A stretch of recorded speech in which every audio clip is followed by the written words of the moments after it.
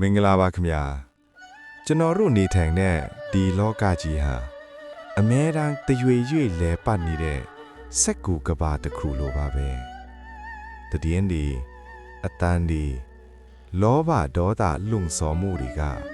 ခမည်းရဲ့စိတ်တကားကိုအမြဲတမ်းလာခေါက်နေကြမှာပါဒါပေမဲ့တခုတတိထားကြည့်စမ်းပါအဲ့ဒီစူညံတန်ဒီကြားမှာခမည်းရဲ့အတွင်းစိတ်ကောအေးချမ်းရလားဒီနေ့ကျွန်တော်ခမည်းကိုဗုဒ္ဓရဲ့လမ်းညွှန်ချက်တွေနဲ့အညီစိတ်ရဲ့ငြိမ်သက်ခြင်းကိုဘယ်လိုရှာရမလဲဆိုတာဓမ္မရတလေးနောပြီးပြောပြချင်ပါတယ်ပင်လယ်ပြင်ကြီးကိုခမည်းမြင်ဖို့မှာပါလေတက်ရင်လိုင်းတွေထားလာမယ်လေပြင်းရင်လိုင်းကြည့်မယ်ကျွန်တော်တို့ရဲ့စိတ်ဟာပင်လယ်ပြင်ကြီးလိုပါပဲအတွေးတွေကတော့လိုင်းလုံးတွေပေါ့လောကကြီးကလေပြင်းတွေတိုက်ခတ်တဲ့အခါခမည်းရဲ့စိတ်ထဲမှာအမျက်ဒေါသလိုင်းတွေပူပန်တင်းလိုင်းတွေထားလာတတ်ပါပဲအဲ့ဒီအခါအမှားအယွင်းဆုံးကအဲ့ဒီလိုင်းတွေနောက်ကိုလိုက်ပါစီမျောသွားတာပါပဲဗုဒ္ဓကတော့တတိဆိုတဲ့ကြောက်ဆောင်ကြီးပေါ်မှာရပ်ပြီးလိုင်းတွေကိုစောင့်ကြည့်ဖို့သင်ပေးပါတယ်လိုင်းဟာပင်လယ်မဟုတ်တလို့အတွေးဟာလည်းခမည်းမဟုတ်ပါဘူးခမည်းကလိုင်းမဟုတ်ပဲပင်လယ်အဖြစ်ရက်တည်နိုင်တဲ့နေ့မှာခမည်းစတင်ငြိမ်းချမ်းပါလိမ့်မယ်ကြာပန်းဟာရေပုတ်ရွှွတ်နွံထဲမှာပေါက်ဖွာတာပါဒါပေမဲ့ကြာပန်းရဲ့အလှဟာရွှွတ်နွံတွေကြောင့်ညင်နွမ်းမသွားဘူးခမည်းလည်းဒီလိုပါပဲခမည်းပောက်ဝင်းကျင်ကခစ်စနီကြီးကစိုးကျင်စိုးမယ်ရှုပ်ထွေးကျင်ရှုပ်မယ်ဒါပေမဲ့ခမည်းရဲ့စိတ်ဆိုတဲ့ကြာပန်းကလေးကိုတော့အဲ့ဒီအညစ်အကြေးတွေနဲ့မထိတွေ့အောင်ထားလို့ရပါတယ်ငြိမ်းချမ်းမှုဆိုတာအပြင်လောကကြီးတန့်ရှင်းသွားမှရမှာမဟုတ်ပဲရှုပ်ထွေးတဲ့ရွှွတ်နွံကြားမှာတင်ပွင့်လန်းအောင်လုပ်ရမယ့်အရာမျိုးပါပဲခမည်းရဲ့စိတ်အင်္ဂလိပ်တွေကိုအတွေးတွေကဧည့်သည်အဖြစ်လာကြတာပါ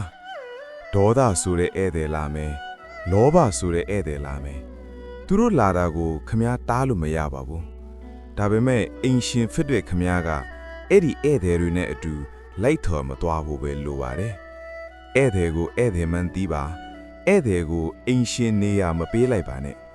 သူတို့လာတယ်လို့ပဲခဏနေရင်ပြန်သွားကြပါလိမ့်မယ်ပူပြင်းတဲ့လမ်းမပေါ်မှာလမ်းလျှောက်နေရင်တစ်ပင်ကြီးတစ်ပင်အောက်ရောက်သွားသလိုမျိုးပေါ့ခမည်းစိတ်ပင်ပန်းလာတိုင်းဝင်းလီထွက်လီလီကိုပဲအာယုံစိုက်လိုက်ပါအဲ့ဒါဟာ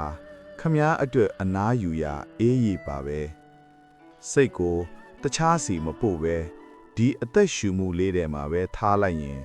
ပူလောင်မှုလေးတဖြည်းဖြည်းငြိမ်းသွားပါလိမ့်မယ်ဗုဒ္ဓလမ်းစဉ်မှာတတိဟာအဓိကပါခမည်းလှုပ်ရှားမှုတိုင်းကိုတတိကပ်ပြီးဖြည်းဖြည်းချင်းလှုပ်ကြည့်ပါခန္ဓာကိုငြိမ်သက်သွားတာနဲ့အမျှစိတ်ရရုန်းကန်လှုပ်ရှားမှု mental agitation တွေလည်းလျော့ပါသွားမှာပါခမည်းလောကကြီးကိုပြောင်းလဲဖို့ထက်ကိုယ်စိတ်ကိုအေးချမ်းအောင်ထားနိုင်ဖို့ကပိုပြီးမြတ်ပါတယ်အခုပြောပြတဲ့နီလန်းလေးတွေဟာခမည်းရဲ့နေ့စဉ်ဘဝမှာအမှန်တကယ်ငြိမ်းချမ်းမှုကိုပေးစွမ်းနိုင်မယ်လို့ကျွန်တော်ယုံကြည်ပါတယ်လောကကြီးကခမည်းကိုအမြဲတမ်းတွန်းတိုက်နေမှာပါဒါပေမဲ့ခမည်းမှာမတုံ့ပြန်ပဲစောင့်ကြည့်နိုင်တဲ့စွမ်းအားရှိပါတယ်အဲ့ဒီစွမ်းအားကိုအသုံးချပြီးစူညံမှုတွေကြားမှာတည်ငြိမ်စွာပြုံးနိုင်တဲ့သူဖြစ်ပါစေဒီကနေ့ကစပြီးခမည်းရဲ့စိတ်အိမ်လေးထဲမှာငြင်းချမ်းခြင်းပန်းလေးတွေစတင်ပွင့်လန်းပါစေလို့ကျွန်တော်ဆုတောင်းပေးလိုက်ပါတယ်ဒီကနေ့ကျွန်တော်မျှဝေချင်တာကတော့ဒီလောက်ပါပဲနောက်နေ့တွေမှာလည်းဒီလိုအတွေးခေါ်ကောင်းလေးတွေကိုမျှဝေပေးပါအောင်မယ်